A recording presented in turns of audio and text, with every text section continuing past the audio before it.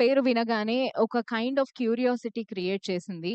శత్రువు అనే మీనింగ్ వచ్చేదాన్ని సినిమా టైటిల్‌గా ఎందుకు పెట్టారు అనేసి సినిమా వెళ్లి చూసిన తర్వాత దాంట్లో ఉన్న పరమార్థం ఏంటో అర్థమైంది. సో, అరిషడ్ వర్గాల మీద for the first time in the history of cinema first సినిమాగా మనందరి ముందుకి తీసుకొచ్చారు 'జయశంకర్' గారు. 'జయశంకర్' గారి గురించి మనందరికీ సుపరిచితులు. పెద్దగా చెప్పాల్సిన అవసరం లేదు. 'పేపర్ బాయ్' అనే వండర్‌ఫుల్ లవ్ స్టోరీని మనందరి ముందుకి తీసుకొని వచ్చారు.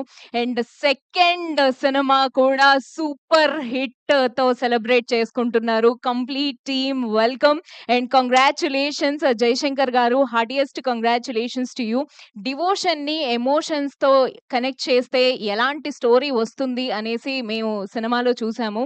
సినిమా ఒక వేరే లెవెల్‌లో ఉంది. సో, ఇంట్రెస్టింగ్ ఫ్యాక్టర్స్ ఉన్నాయి. సూపర్ అనసూయ గారు అండ్ వైవా హర్ష గారి గురించి నేను ఏం మాట్లాడాలో నాకు అర్థం కావట్లేదు. సో, సినిమా చూసిన వాళ్ళకి డెఫినైట్‌లీ అర్థమైతుంది. వైవా హర్ష గారి పాత్ర ఏంటి అనేది. చాలా ఎఫర్ట్ పెట్టాం. అండ్ చాలా టైం, ఎఫర్ట్ ఇన్వెస్ట్ చేసి ఈ మూవీ ఒక మంచి అవుట్‌పుట్ తీసుకొచ్చాం. అండ్ ఆడియన్స్ దాన్ని యాక్సెప్ట్ చేయడం అనేది చాలా మంచి ఓవర్‌వెల్మింగ్ ఫీలింగ్ ఉంది. ఆ కైండ్ ఆఫ్ మిక్స్డ్ ఎమోషన్స్ మైండ్‌లో రన్ అవుతున్నాయి. మేము ఆడియన్స్ చూసిన తర్వాత వాళ్ళకేదైనా ఎమోషన్స్ కనెక్ట్ అవుతుంది అని ఒక 6 ఎలిమెంట్స్‌లో దాన్ని డిజైన్ చేశాడు.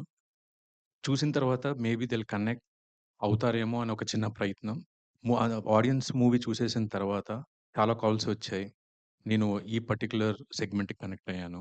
ఆ పర్టిక్యులర్ సెగ్మెంట్‌కి కనెక్ట్ అయ్యాను అని చెప్పేటప్పుడు ఆ పడిన కష్టమంతా గూడా జస్ట్ అలా మర్చిపోయామనమాట.